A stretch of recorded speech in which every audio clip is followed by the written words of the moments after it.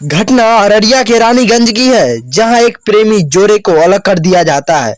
हम बता दें कि प्रेमिका द्वारा बुलाए गए जाने पर उसकी प्रेमी को हत्या कर दिया जाता है।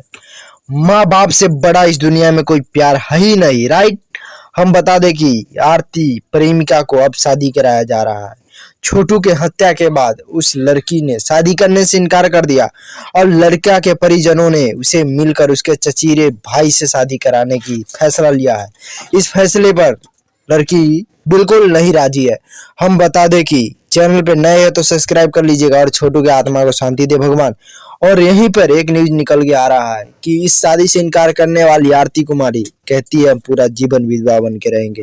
यहीं पे हम बता दें कि उसके लड़के के परिजनों ने उसे शादी कराने का फैसला लिया है और अब लड़की का एक बयान सामने आया है कि लड़की बता रही है मेरे जान को खतरा है, पुलिस बल अब मुझे सहायता दे, मेरे जान को रक्षा करे। चैनल पे नए हैं तो सब्सक्राइब कर लीजिए। हम मिलेंगे नेक्स्ट वीडियो में, जब तक के लिए छोटू को आत्मा को शांति दे भगवान।